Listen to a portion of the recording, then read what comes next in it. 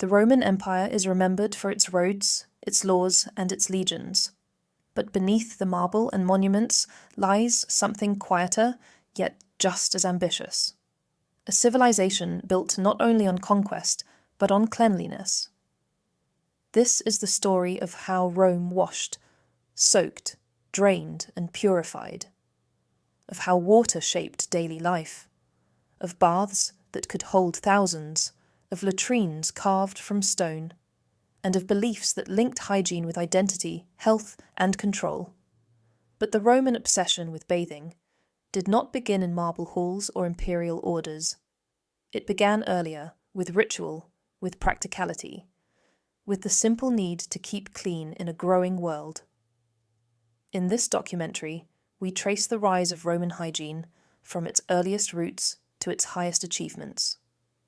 We examine how infrastructure made it possible, how philosophy justified it, and how public bathing became a political and cultural institution.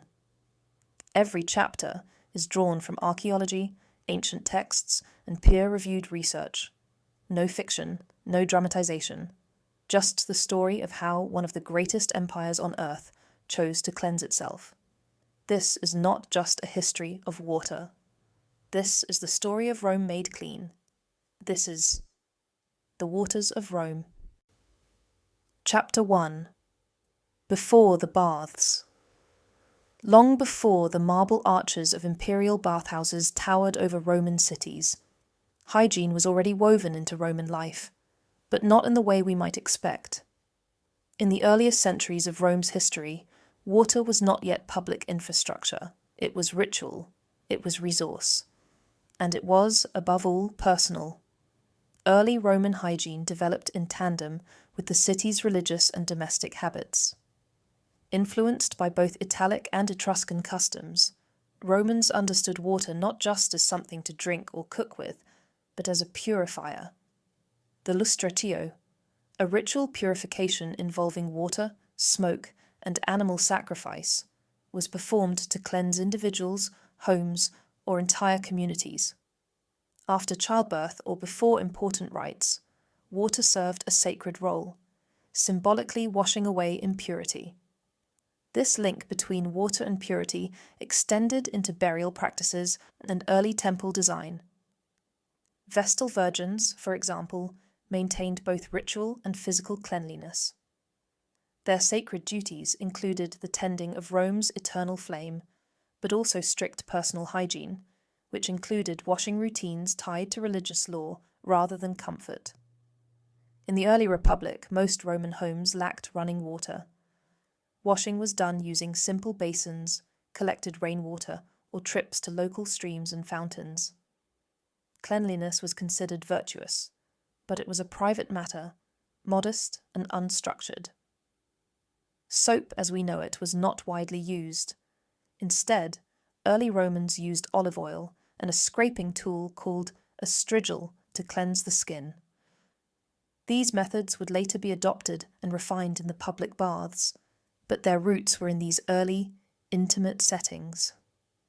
As Rome expanded, so did its exposure to other cultures' hygiene systems. The Greeks, in particular, influenced Roman thinking. Greek gymnasia and bathhouses were more developed and more social, combining physical exercise with bathing and conversation. As contact with the Greek world intensified, especially after the conquest of southern Italy and contact with Magna Graecia, Romans began to adopt these habits. Still, widespread access to water remained limited. Wells and cisterns served individual homes, but Rome lacked a city-wide water distribution system.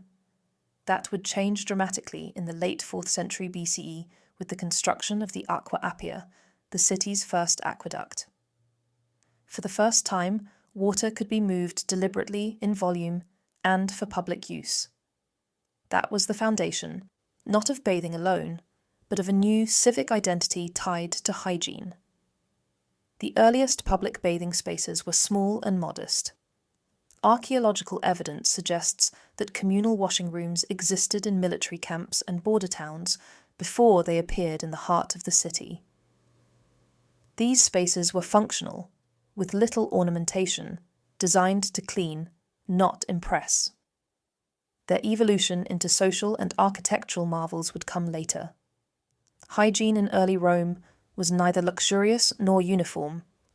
It reflected a culture in transition, from tribal custom to structured civic life. Roman writers such as Cato the Elder described basic cleaning practices involving vinegar, olive oil, and manual scraping, often performed at home or in simple communal yards. The idea of water as a shared public good was still taking shape. Even so, the idea that cleanliness was linked to civic order and moral discipline was already present. Dirt was not only a sign of poverty or disorder, it was a threat to the Roman ideal of dignity.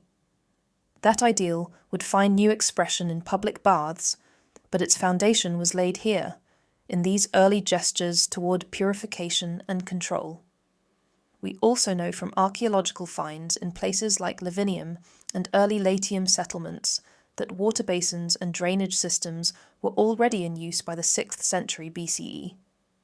These weren't elaborate sewers or aqueducts, but they show a rudimentary understanding of water management. In many ways, they represent the earliest Roman steps toward organized sanitation. Over time, this understanding would become something more than habit. It would become architecture, it would become ritual, and eventually it would become empire. Chapter 2: Water for the People. By the late 4th century BCE, Rome was changing. It was no longer a fortified village on the Tiber, it was becoming a city with ambition. Cities cannot function on wells alone. They need delivery, they need water. The Aqua Appia, completed in 312 BCE, marked a turning point. Commissioned by Appius Claudius Caecus, it brought water nearly 16 kilometers, around 10 miles, from springs southeast of the city. It ran mostly underground to protect it from attack. It was basic, but it worked. Soon came more: the Aniovitus, Aqua Marcia, Aqua Tepula. By the early 1st century CE, 9 major aqueducts served the city, some reaching over 90 kilometers. Rome had engineered access to hundreds of millions of gallons each day. Not all Romans received water equally. The wealthy had it piped into their homes. Others gathered it at public fountains. These fountains became neighborhood hubs, places where water and news flowed side by side. The curator aquarum, the water commissioner, oversaw this vast system. Inscriptions and records show penalties for illegal taps and broken pipes. Augustus reformed water laws to ensure fairness and protect purity. The system was a civic asset, guarded by law, operated by skilled labor. Some still preferred well or spring water, fearing contamination from lead piping or long stone channels. Yet the aqueducts transformed city life. Latrines, kitchens, and fountains became fixtures. Cleanliness became a public ideal, not just a personal habit. Roman engineers added settling tanks and air vents to regulate flow. The Aqua Claudia and Aqua Virgo still show remnants of these features. Pipes bore inscriptions naming emperors and officials, testament to water's political value. In villas, elite families built private baths and small heating systems. For most Romans, though, public infrastructure shaped hygiene. By the late Republic, Rome had over 1,000 fountains and more than 100 public latrines. Some latrines served dozens at once, water flowing constantly below. They weren't just functional, they were social. Graffiti marked the walls with jokes and slogans. These shared spaces became part of Roman routine. Public water points were civic monuments. Inscriptions named those who funded them, fulfilling the Roman tradition of euergetism, elite contribution to public welfare. These weren't anonymous structures. They told a story. Water quality mattered. Roman sources like Vitruvius wrote about the ideal sources of fresh water, warning against stagnant pools or runoff from clay-rich soil. Taste, temperature, and clarity were all considered, and engineers ranked springs accordingly. Where water was abundant and clean, Roman cities thrived. The aqueducts themselves were feats of precision. Gradients were kept steady. Too steep, and the water would erode the stone. Too flat, and it wouldn't flow. Workers used tools like corrubates and groma to maintain exact measurements. Some aqueducts crossed valleys using towering arcades. Others tunneled through hills. Each one was a statement of Roman technical confidence. Distribution involved more than gravity. Castella, distribution tanks, collected water before channeling it to homes, baths, or fountains. Flow was controlled using sluices and valves. Some of these tanks were elaborately decorated, turning utility into ornament. Water also played a role in health. While Romans did not fully understand germ theory, they recognized that stagnant or foul-smelling water could lead to illness. Physicians like Galen emphasized the importance of clean water for internal and external use. Medical texts recommended regular washing of the body, wounds, and clothing, practices that relied increasingly on the aqueduct system. Even Roman religion tied itself to running water. Shrines were built near springs and aqueduct sources, and the goddesses Juturna and Fons were venerated for their connection to healing waters. Public ceremonies sometimes involved water drawn from sacred sources, used in purifications and oaths. Access to clean, flowing water wasn't only about comfort or convenience. It carried divine significance. As water systems spread, so did Roman influence. Cities in Gaul, Britannia, and the eastern provinces adopted Roman-style aqueducts and baths. Archaeological remains in places like Nimes, Bath, and Ephesus show how water architecture became part of what it meant to live in the Roman world. Water gave Rome its gardens, its cooling fountains, its grand baths, and its orderly latrines. But more than that, it gave the empire a tool of control, measuring who received access, how much, and when. In that way, Rome's mastery of water wasn't just about technical brilliance. It was about political power made visible, one drop at a time. Chapter 3. Enter the Baths. By the 2nd century BCE, something remarkable was happening in Roman cities. Water wasn't just available.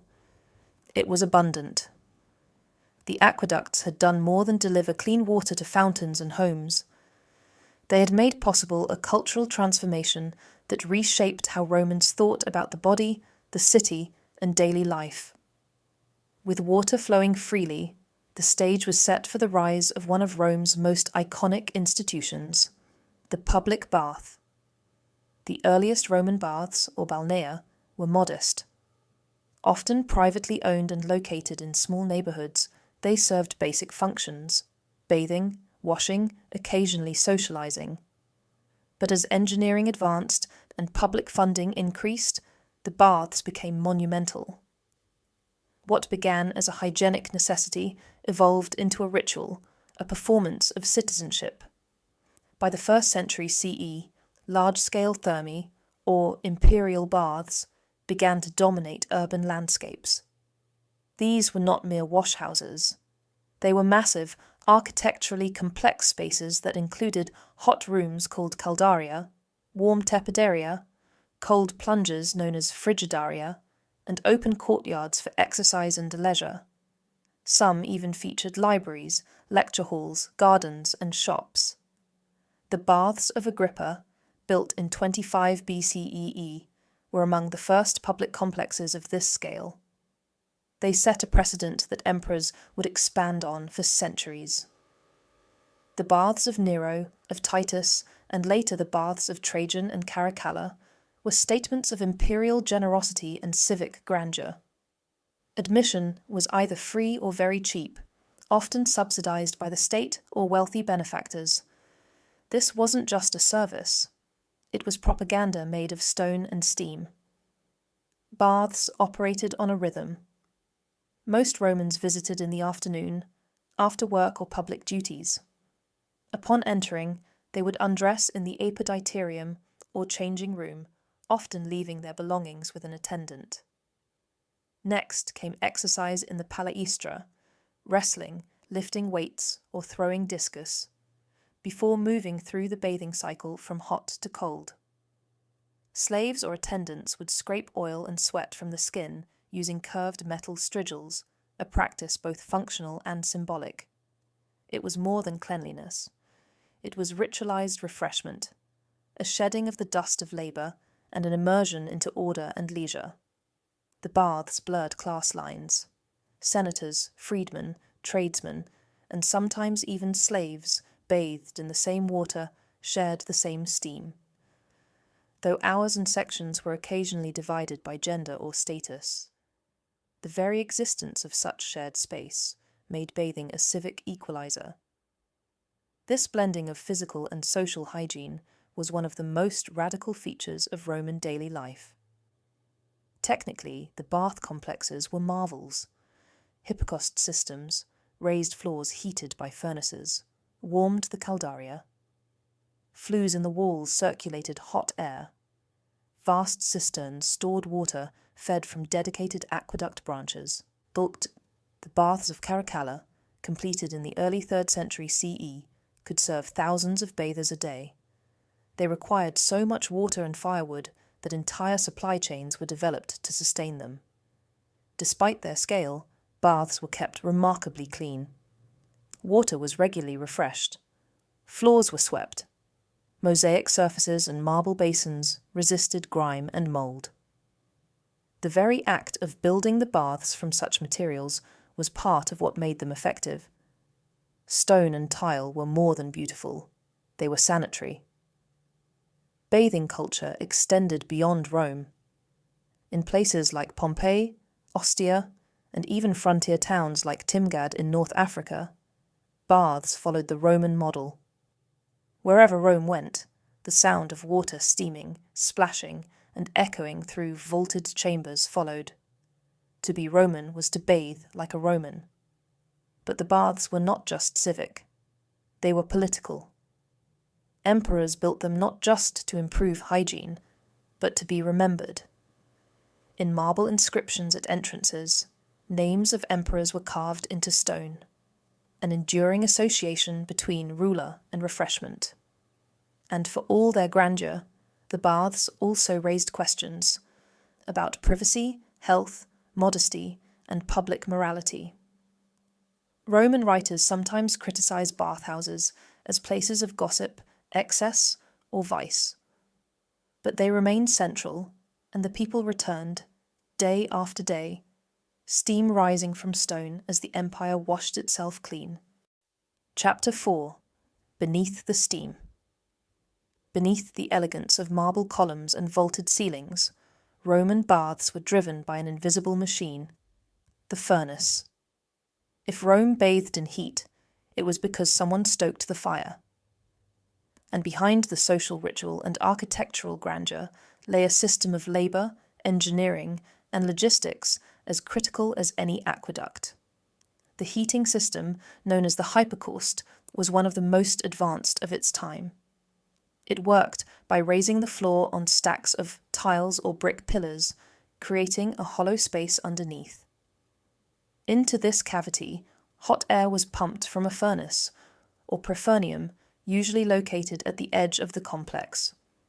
The warm air circulated under the floor and up through flues built inside the walls, heating not only the floors, but also the walls and air of the caldarium and tepidarium. Keeping a hypocaust running required more than wood. It required fuel management on an industrial scale. Firewood had to be gathered, chopped, transported, and stored in vast quantities. Estimates suggest that a large bath complex like the Baths of Caracalla may have consumed 10 tons of wood per day. Timber yards, transport routes, and dedicated workers, often enslaved, formed the unseen supply chain that fed the flames. It also required precision. A bath that was too hot or too cold would drive people away.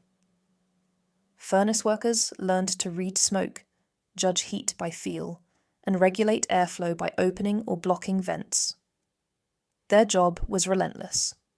Furnaces had to be maintained through long shifts, and they posed constant risks: burns, asphyxiation, collapse. The floors they heated were carefully constructed. Beneath the mosaic or marble tiles lay layers of concrete, waterproof mortar, and stone supports. The design ensured not only heat flow, but durability and ease of cleaning. Some hypocausts tiles even bear stamps showing the name of the workshop or imperial office that produced them, a quiet trace of the supply system that supported Roman luxury. Water heating was another challenge. Copper boilers, often mounted above the furnace, could hold thousands of litres. The water was drawn into basins for mixing or channeled into plunge pools. Adjusting the temperature involved balancing fire, airflow, and water intake in real time, a process more akin to ship navigation than plumbing. The scale of this infrastructure was immense.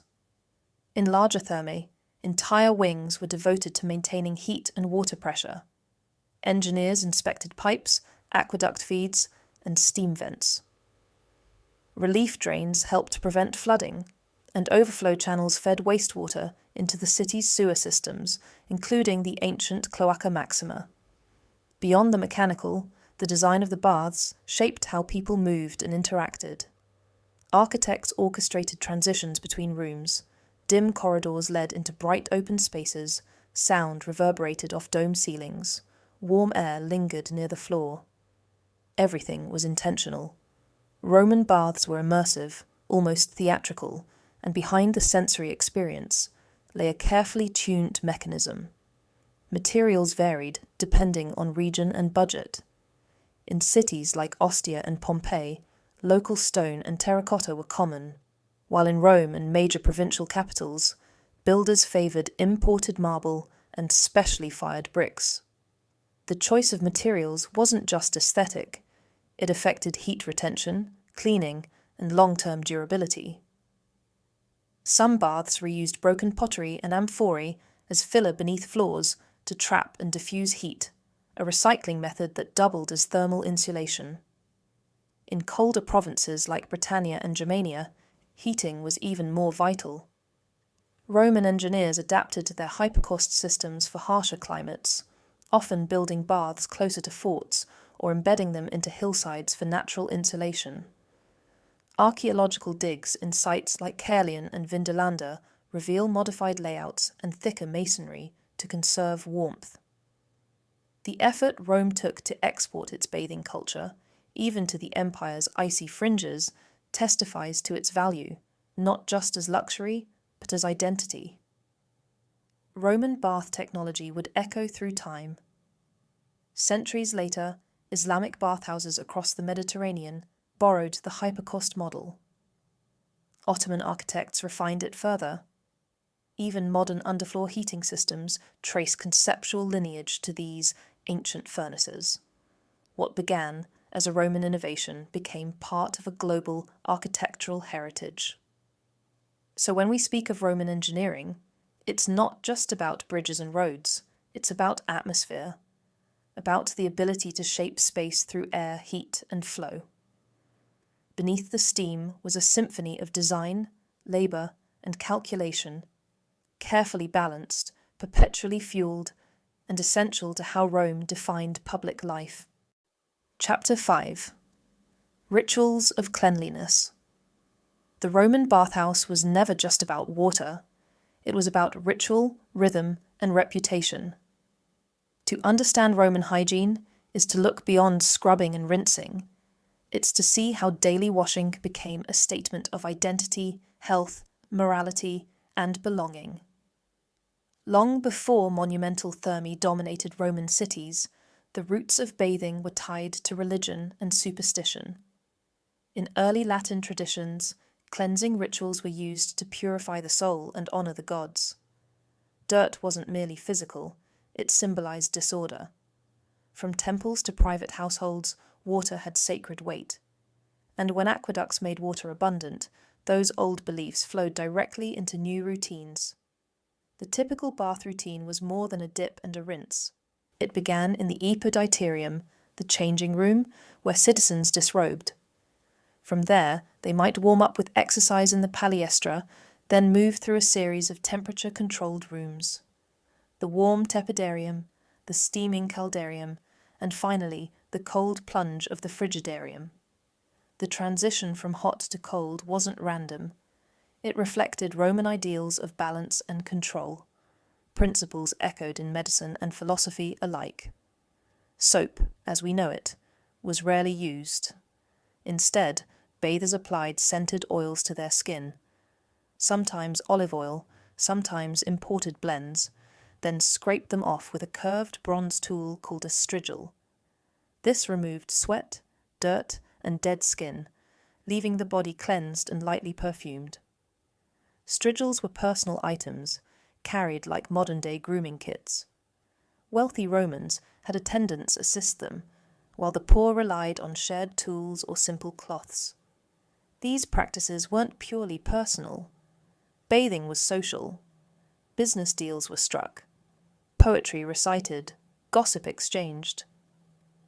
Mixed bathing was common in earlier centuries, although later emperors sometimes restricted it. Some bathhouses had separate wings or scheduled hours for men and women, but the space remained a civic commons, an equalizer in a society obsessed with hierarchy. Public cleanliness raised private concerns. Roman authors often joked about the bathhouse as a place of spectacle and shamelessness. Seneca grumbled about the noise, while Martial mocked bathers who were more concerned with showing off than washing. Yet, despite these criticisms, the expectation remained. To be Roman was to bathe. Cleanliness was tied to dignity. Medical theories reinforced this link. The physician Galen, whose writings shaped Roman and medieval medicine, believed that warm baths could balance bodily humours and promote health. He advocated for moderate bathing, paired with diet and massage. Cold plunges were thought to tighten the skin and close the pores. Regular bathing wasn't indulgence, it was therapy. Architectural design supported hygiene. Floors were built to slope gently toward drains. Wastewater flowed into sewers, often linked to the cloaca maxima. Latrines were placed nearby, some with flowing water for cleaning. The baths were cleaned daily, and attendants worked to maintain airflow, manage crowding, and keep the waters circulating. Hygiene wasn't incidental, it was engineered. Even children were introduced early. Parents used baths as a reward, and some schools were located near bathhouses. Bathing became part of a Roman education, both of the body and the mind. In private homes, smaller baths offered elite families personal access to the same rituals. Grooming extended to barbering, clothing, and oils, making the post-bath appearance a full transformation. Inscriptions on bath walls reveal how deeply hygiene was tied to identity. Graffiti shows names, insults, flirtations, and jokes etched into plaster and marble. These scribbles recorded not just vanity, but presence, proof that a person belonged, that they participated in the rituals of the city. Bathing marked moments. Soldiers bathed before deployment, citizens before marriage or public duty. Funerals were followed by cleansing rites. Bathing separated the sacred from the profane, the public from the private. And even in times of war or scarcity, when pipes broke or aqueducts dried up, Romans fetched water in jugs and washed in fountains. The ritual endured. To bathe was to affirm one's role in the city. A clean body reflected a disciplined life. Baths weren't just spaces of water and stone. They were reflections of Roman order, where luxury, routine, and belief came together in a single steaming room. Chapter 6: Water, Waste, and the City's Breath. Roman hygiene did not stop at bathing. It extended into the city's very bones, through drains, pipes, latrines, and sewers. If the aqueducts were the arteries of Rome, then its waste systems were the veins. Together, they formed a complete circulatory system, one that carried not just clean water in, but filth out. The most famous of these systems was the Cloaca Maxima, the Great Drain, begun as early as the 6th century BCE. Initially built to dry out the marshy valley between the Palatine and Capitoline hills, it evolved into a full sewer network. By the imperial period, it channeled runoff, grey water, and human waste from homes, baths, and latrines directly into the Tiber River. Some of its original stone tunnels still function today, a testament to Roman engineering and relentless practicality. Latrines, both public and private, were a fixture of Roman life. Wealthy homes had simple toilets near kitchens or service areas, but it was in public latrines that hygiene met community. Long stone benches with keyhole openings allowed multiple users at once, seated side by side. Water flowed continuously beneath the seats and along the floor. A shared sponge on a stick, a tossorium, was rinsed in flowing water and reused. For modern audiences, this might seem shocking, but for Romans it was standard, efficient, and widely accepted. These latrines were often located near bathhouses and markets, placed where foot traffic was heaviest. Some were even decorated with mosaics, columns, and inscriptions. Archaeological remains from Ostia Antica and Pompeii show how thoughtfully they were integrated into the urban grid, fed by aqueduct water and drained by sewers. They weren't hidden or taboo, they were essential. Water also moved waste through bathhouses themselves. Used bathwater flowed out through drains, often filtered through settling tanks before reaching the sewer. Latrines were sometimes built into bath complexes, with a shared water source ensuring constant flow. This integration allowed large facilities to handle heavy traffic without becoming foul, part of what made them sustainable for daily use. Graffiti near latrines in Pompeii reveals a human side to sanitation. Some mocked passers-by. One scratched message warned, "Defecator, beware of evil." Others joked about the smell or advertised taverns nearby. These writings show that even waste management had its humour and its place in the city's rhythm. Pliny the Elder praised the aqueducts and sewers as signs of Rome's greatness. He considered them miracles of public utility, achievements more impressive than temples or statues.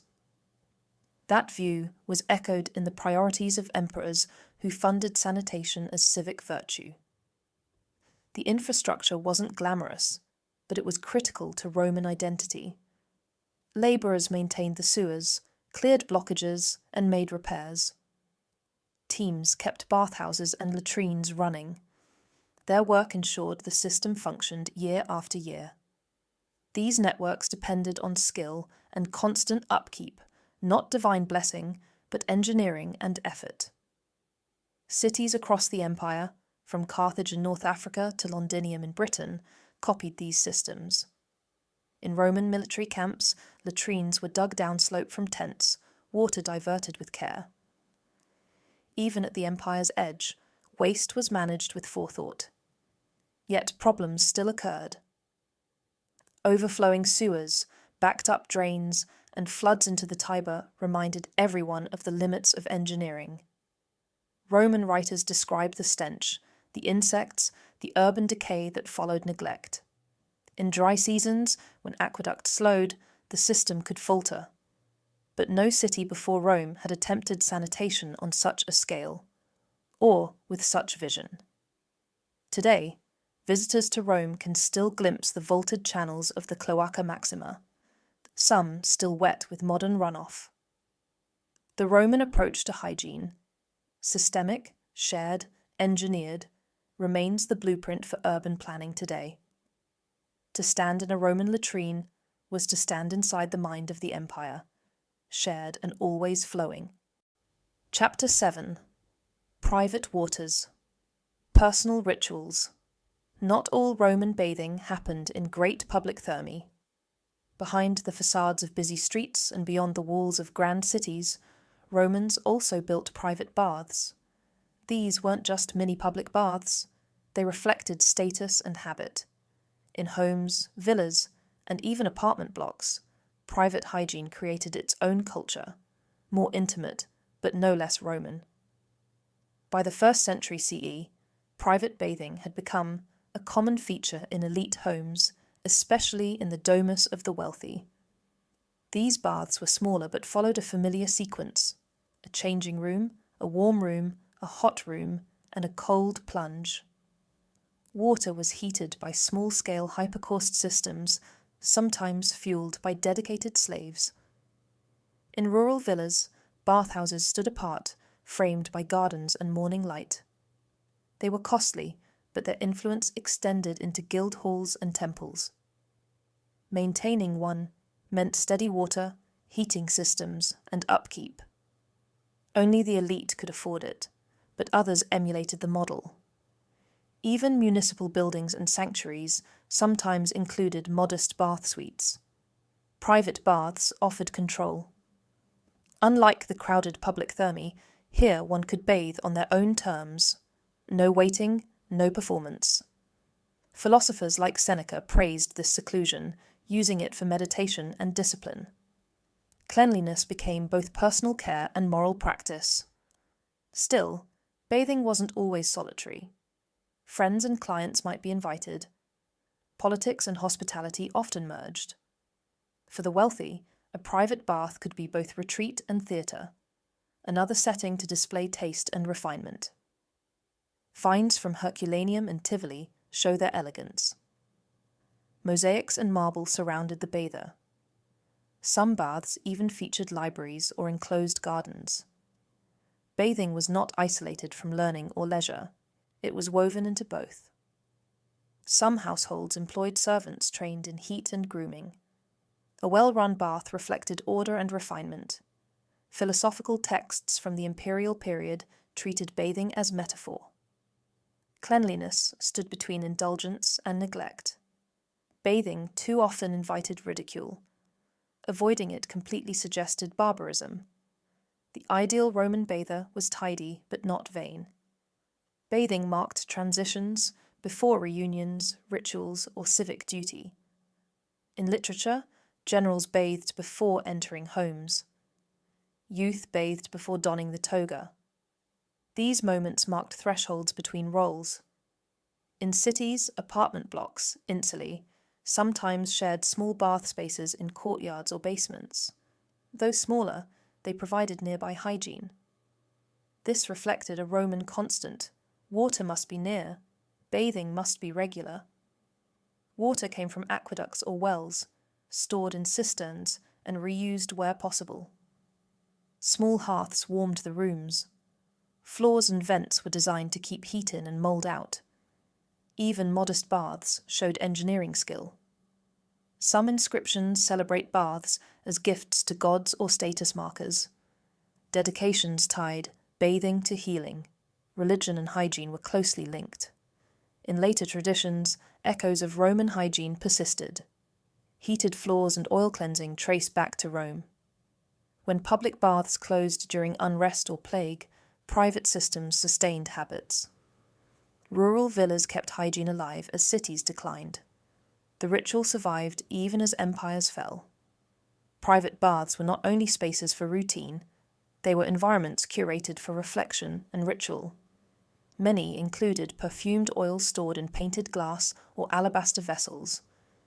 Bathers used strigils, curved bronze tools, to scrape away oil and sweat, a process as symbolic as it was hygienic. These tools, often found in tombs and villas alike, reveal how integral bathing was to Roman identity. Walls might be decorated with frescoes showing marine life, nymphs, or seasonal imagery, linking the act of cleansing to nature and myth. In some aristocratic homes, the bath suite led directly into a private library or triclinium, allowing a seamless shift from purification to learning or feasting. The silence of a private bath also allowed Romans to engage with their philosophy. Stoics viewed the bath as a moment for restraint, while Epicureans emphasized sensory pleasure without excess. The room's design, how light filtered through narrow windows, how the heat lingered in the apse, contributed to this internal balance. Evidence from sites like the Villa of the Mysteries shows that even away from Rome's urban centre, the same principles of cleanliness, symmetry, and comfort guided construction. Roman baths, whether public or private, weren't just facilities. They were expressions of power, culture, and the individual's place within the cosmos. Chapter 8. The Healing Waters. To the Romans, bathing wasn't just about hygiene, it was about health. A properly maintained body wasn't merely clean, it was balanced. And for this, Rome turned not just to its aqueducts, but to the earth itself. Mineral springs, thermal waters, and healing baths became centres of both medicine and belief. Even before the empire reached its peak, natural hot springs across the Italian peninsula were revered. Places like Baiae, nestled in the volcanic region near Naples, were renowned for their steamy pools and sulfuric vapours. Romans believed these waters could cure arthritis, soothe wounds, and rebalance the humours of the body. Physicians, poets, and emperors all made pilgrimages to bathe and recover in their embrace. By the 1st century CE, the practice of balneotherapy, the use of mineral waters for healing, was woven into Roman medicine. Doctors like Celsus and Galen prescribed baths as treatments, not just warm or cold, but specific waters. Sulphur for skin conditions. Iron-rich springs for anemia. Even leeches and poultices might follow a bath, as part of a larger therapeutic plan. Roman engineers did not shy away from building around these sources. Complex bathhouses were constructed at spring sites across the empire, in Gaul, in Britannia, in Hispania. One of the most famous examples still stands in modern-day Bath, England. There, under the shadow of a temple to the goddess Sulis Minerva, thermal waters bubbled up from the earth, channeled into elaborate baths. Visitors left offerings, prayers, and even curses, inscribed on thin sheets of lead, hoping for healing or revenge. At Aquae Sulis, as at many similar sites, healing was both practical and spiritual. Bathing became a ritual act. Priests and priestesses tended the spring. Statues watched from alcoves. Aromatic herbs were added to the water, and while physicians offered treatments, the gods offered hope. These sacred waters weren't only for the sick. Veterans of Rome's legions often retired near spa towns. Wealthy families built second homes close to springs.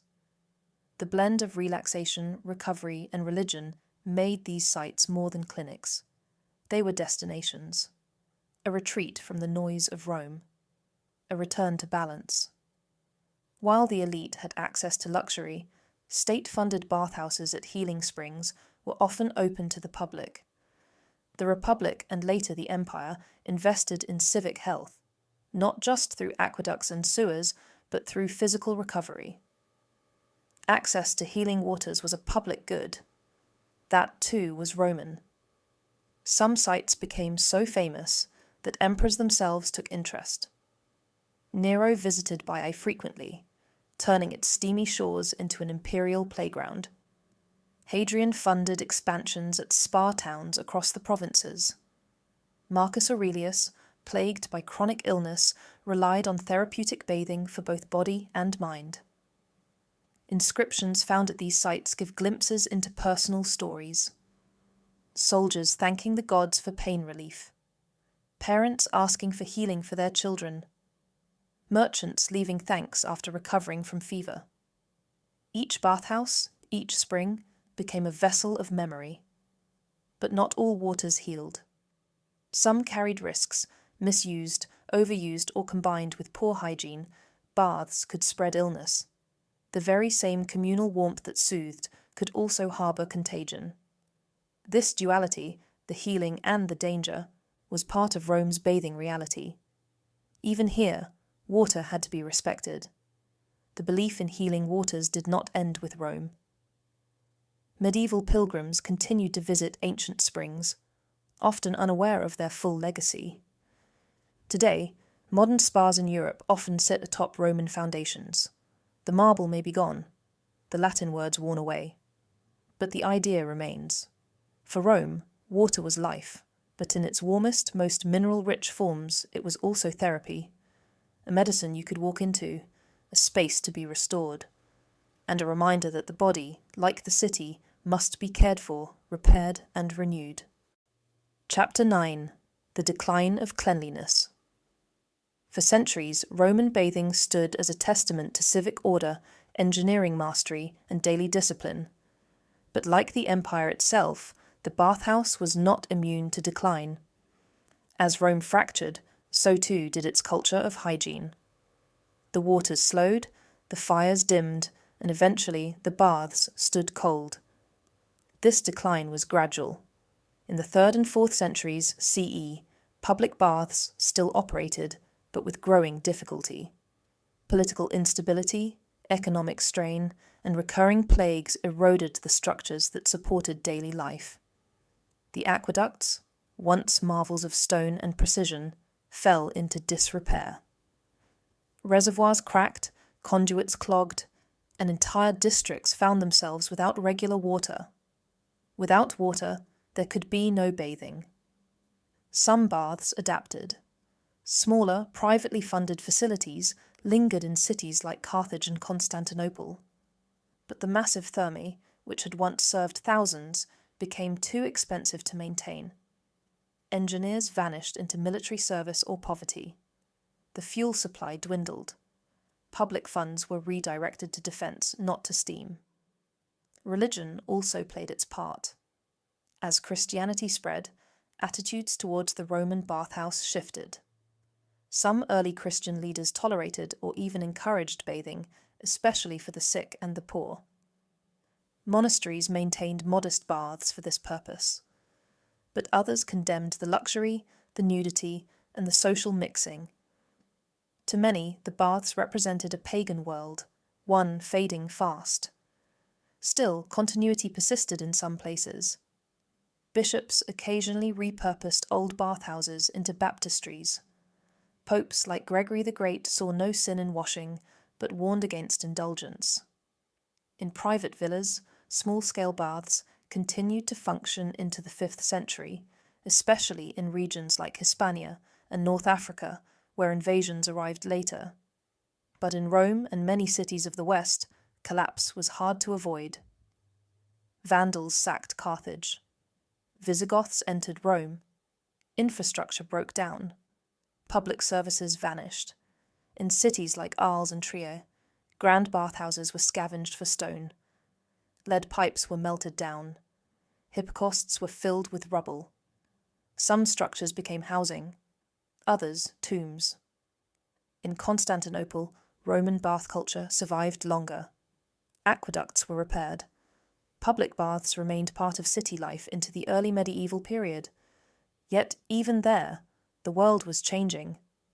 New diseases, shifting borders, and theological debates slowly redefined what hygiene meant, and who was responsible for it.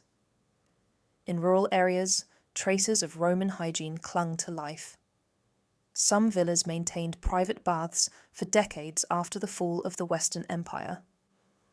In Gaul and Britannia, fragments of Roman engineering kept trickling water through broken tiles and cracked cisterns. Occasionally, a heated room was repurposed. Children splashed in pools once used by magistrates. Merchants sold grain in halls once filled with steam. Frescoes of Neptune or Venus remained on the walls, faded and flaking. Their meaning, once clear, had begun to vanish.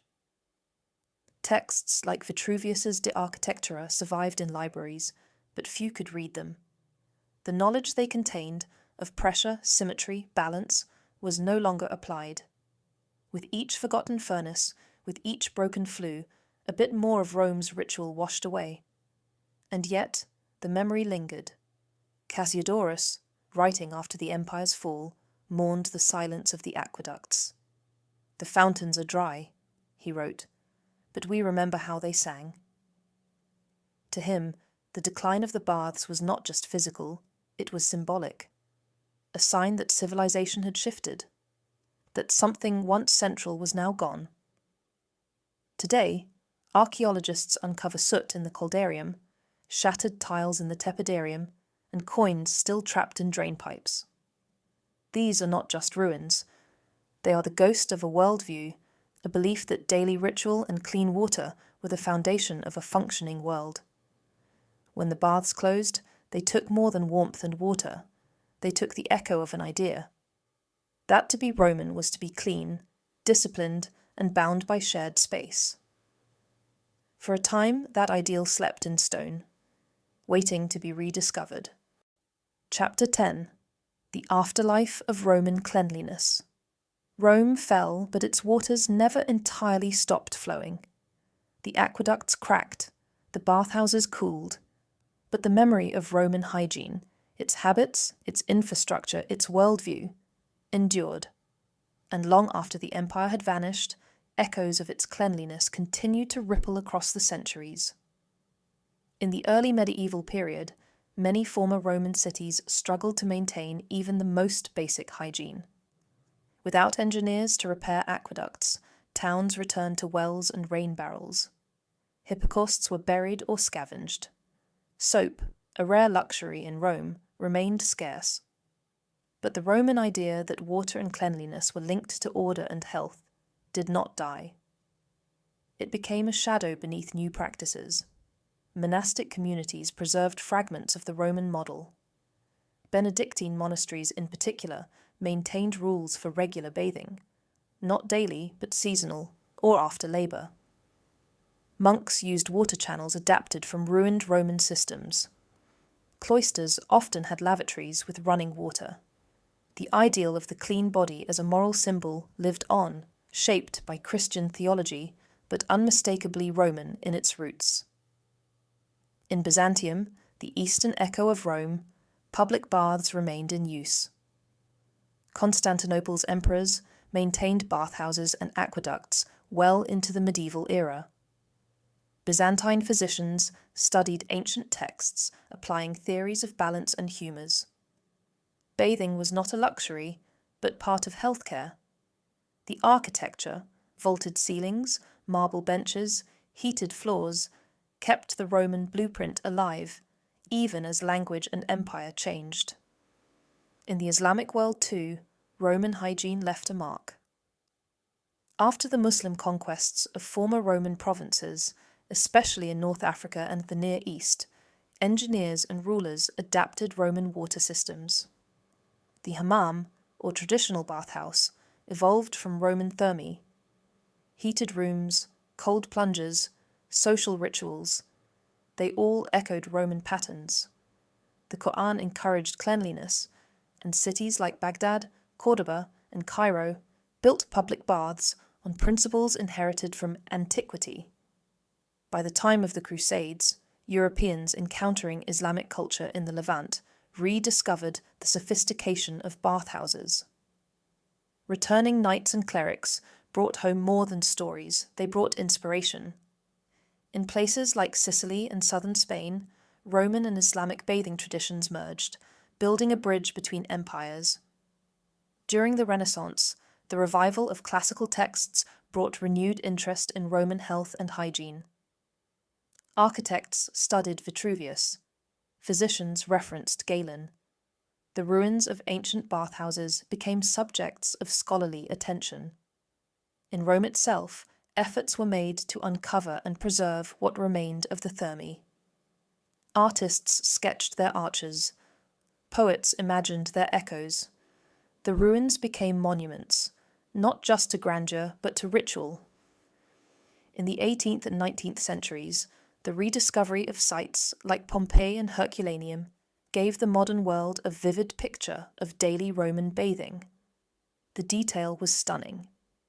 Tiled floors, copper piping, bathing tools, even graffiti. It was clear that bathing was not a rare indulgence, but a daily act woven into Roman identity.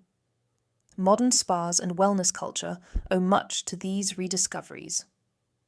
From Baden-Baden to Bath, from Budapest to Istanbul, many of Europe's famous thermal towns rest atop Roman foundations.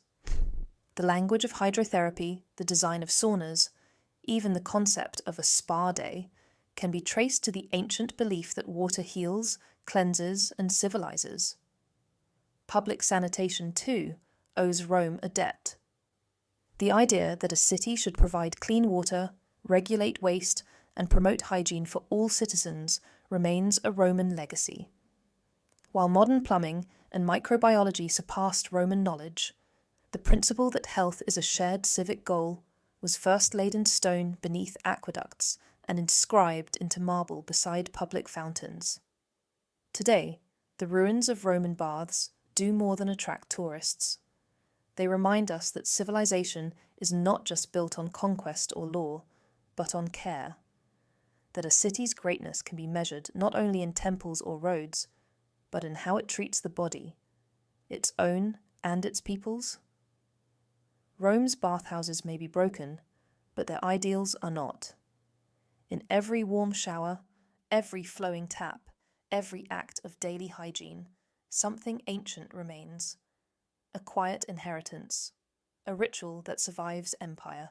From stone aqueducts to steaming caldariums, the Romans engineered not only the flow of water, but the flow of daily life.